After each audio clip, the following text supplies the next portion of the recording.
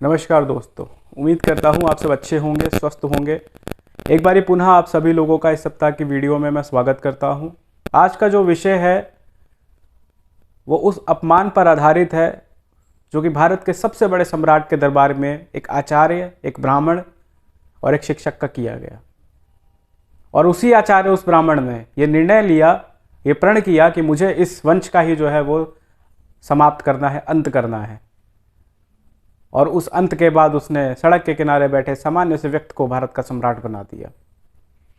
तो आइए आज इस पर चर्चा करते हैं। हम अपने जीवन में निरंतर ये प्रयास करते हैं कि किस तरीके से हम अपने जीवन को और बेहतर बना सकें, कुछ ऐसा कार्य करें और उस कार्य की पूर्ति के लिए निरंतर हम प्रयास करते हैं। और शायद इसलिए करते हैं कि हमारे रहने या ना रहने पर लोग उस कार्य को याद कर सके और हमें याद कर सके कि हाँ, कुछ ऐसा किया था। लेकिन इन सब से ज़रूरी भी कुछ और भी चीज़ें होती हैं जो हमारे प्राणों के लिए अति आवश्यक होती है, और वो होता है हमारा इस समाज के प्रति कुछ देना, कुछ समर्पित करना, कुछ अपना योगदान देना। तो कुछ वर्षों पहले ऐसा ही एक युग पुरुष था जिसने इस पृथ्वी पर जन्म लिया और जिसने मरने ना मिटने का प्रण किया। पृथ्वी के पास इतनी धूल नहीं थी कि उसके व्यक्तित्व को धूमिल कर सके, और समय के पास इतना वक्त नहीं था कि हम उसको भुला सकें। और दोस्तों, बात भी बिल्कुल सही है। इंसान का जीवन नहीं, उसकी मृत्यु महत्वपूर्ण होती है। हम आज जीवित हैं, हमारे साथ कितने लोग हैं ये महत्वपूर्ण नहीं है। हमारे ना रहने पर जब हम इस पृथ्वी को छोड़ें और तब हमारे साथ कितने लोग हैं ये महत्वपूर्ण हो जाता है कि आपके साथ तब कितने लोग हैं। आपके रहने पर जो आपके सामने बात करे वो महत्वपूर्ण नहीं है, जो आपकी बात करे, आपकी प्रशंसा करे। आपके ना रहने पर आपके व्यक्तित्व को अगर कोई याद करता है तो ये आपकी कमाई होती है, ये आपका व्यक्तित्व होता है, ये आपका योगदान होता है कि आपने एक इंसानियत छोड़ कर गए हैं जिस वजह से आपको याद कर रहे हैं। तो ऐसी ही इंसानियत और ऐसा ही योगदान जो भारतवर्ष के प्रति दिया, जो इस पृथ्वी के प्रति दिया और जिसने अपने जीवन को समर्पित किया, उसको हम आचार्य चाणक्य के नाम से जाते हैं। चाणक्य, जिसको चाणक्य के नाम से भी जाता है, विष्णुगुप्त के नाम से भी जानते हैं और कौटिल्य के नाम से भी जाते हैं अगर अर्थशास्त्र की हम बात करें तो। मैंने पॉलिटिकल साइंस में चाणक्य के नाम से भी पढ़ा, और जब हमने उनकी अर्थशास्त्र की नीतियाँ पढ़ी तो हमने उन्हें कौटिल्य के नाम से पढ़ा। और विष्णुगुप्त के नाम से भी पढ़ा जब हमने उनको 16 महाजनपदों को एक राज्य में तब्दील करने की जब उस नीति को जानने का प्रयास करा तो हमने विष्णुगुप्त के रूप में भी जाना। कौन थे चाणक्य? एक सामान्य सा ब्राह्मण, एक सामान्य सा आचार्य, एक सामान्य सा शिक्षक तक्षशिला का, जिसने अपना योगदान दिया, जिसने जब देश पर आक्रमण हुआ, मैंने पहले भी एक बार ये चर्चा की थी, ये प्रसंग जो था, इस प्रसंग पे मैंने एक बार फिर चर्चा में दोबारा पुनः कर रहा हूँ कि देश पर जब आक्रमण हुआ सिकंदर का, जिसे हम अलकनंदा के नाम से भी जानते हैं, यूनान से जब वो चला विश्व विजय की प्राप्ति के लिए, कंधार से जीत चुका था और वो आगे बढ़ रहा था।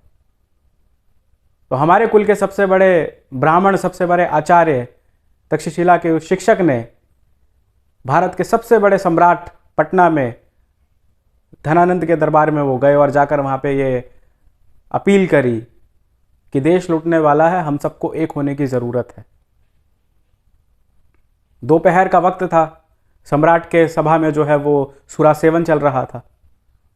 ऐसे में सम्राट जो है वो आक्रोश में आ गए कि ये कौन मूर्ख ब्राह्मण शिक्षक है जो हमारे भारत उत्सव को ख़त्म करने के लिए इस समय आ गया। चाणक्य ने बहुत ही शालीनता के साथ, सहजता के साथ प्रणाम किया और बोला कि देश पे जो है, अब हम सब जानते हैं कि किस तरीके से जो है सिकंदर का आक्रमण हुआ। तो यही बात जो है वो चाणक्य ने रखी कि सिकंदर जो है वो विश्व विजय की प्राप्ति के लिए निकला है, कंधार वो जीत चुका है, और ऐसे वक्त पर मगध ही एक ऐसा राज्य है जो भारत की सीमाओं को सुरक्षित कर सकता है।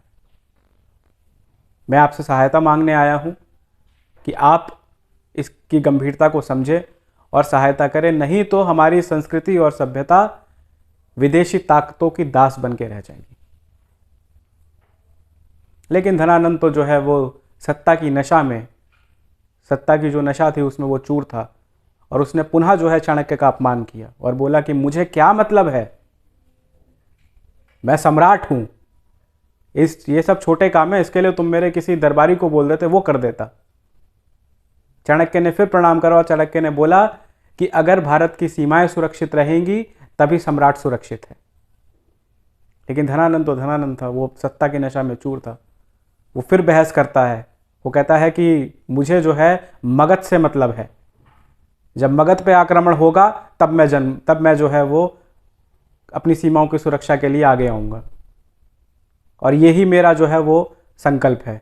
तो तब चाणक्य कहते हैं कि यही फ़र्क है शिक्षक में और यही फ़र्क है राजा में। तुम्हें अपने राज्य से मतलब है और मैं शिक्षक हूँ, मेरा जन्म तो इस पृथ्वी पर हुआ है, मेरे लिए तो हिंदुस्तान ही मेरा राज्य है, मेरे लिए मगध भी वही है, मेरे लिए बाकी राज्य भी वही है। और ऐसे में मैं आपसे अपील कर रहा हूँ पुनः कि आप जो है वो इसकी गंभीरता को समझें। फिर बहस आगे बढ़ती है और फिर वो कहता है धनानंद की सामान्य सा शिक्षक है तू, मैं सम्राट हूँ, मेरे बराबरी क्या है तू।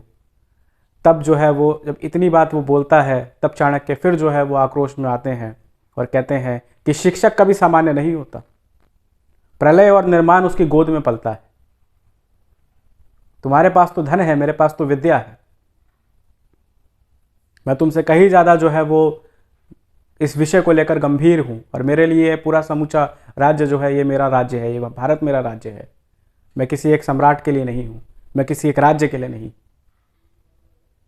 इतनी बहस होने के बाद चाणक्य का जब इतनी ज़्यादा उन दोनों के बीच वार्ता चलती है तो धनानंद एक वक्त तक बातें करता है, लेकिन जब कहते हैं कि नाश मनुष्य पर चाहता है तो पहले विवेक मर जाता है।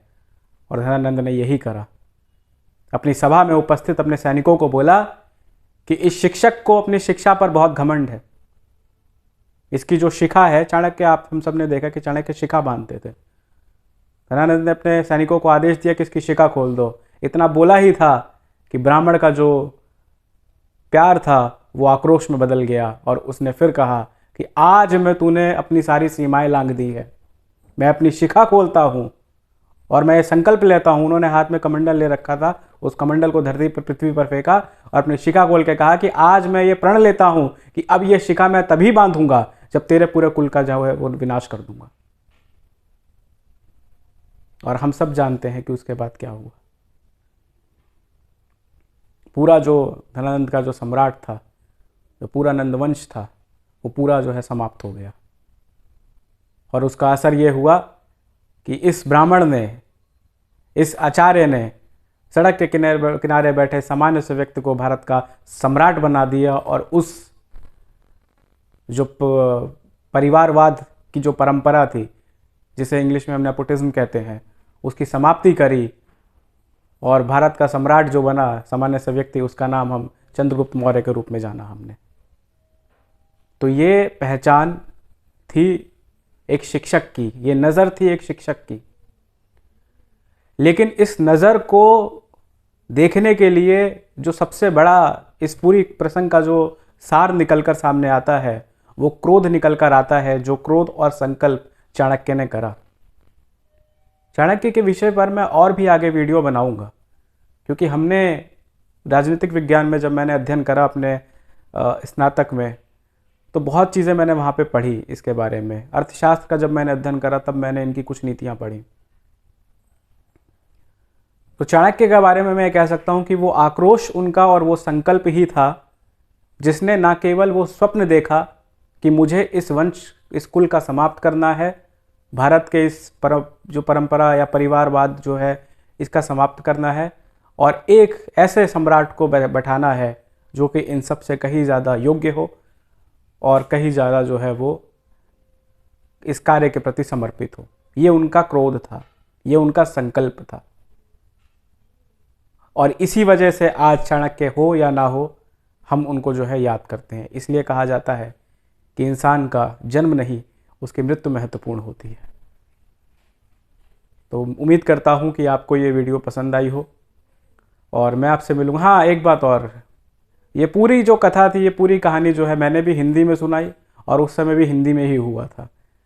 तो इस क्रोध में हिंदी का भी उतना ही योगदान है जितना चाणक्य का योगदान है। चाणक्य का वो संकल्प, वो क्रोध, इस हिंदी की ही ताकत थी जिसने जो है वो पूरे वंश को समाप्त कर दिया। तो हो सकता है कुछ लोगों को इस पर आपत्ति हो कि हिंदी पर इस तरीके से जो है वो चर्चा हो रही है, लेकिन मैं ये मानता हूँ कि हिंदी की ताकत और हिंदी की पहचान वो संकल्प और वो क्रोध था जिसने एक ऐसा स्वप्न देखा जिसे हकीकत में बदल दिया, और हमने फिर बाद में उसको जाना। तो मैं आपसे मिलूंगा अगले सप्ताह किसी नई वीडियो, किसी नई कथा के साथ। तब तक के लिए आप ध्यान रखिए, मुस्कुराते रहिए और हमारे इस चैनल को देखते रहिए। नमस्कार।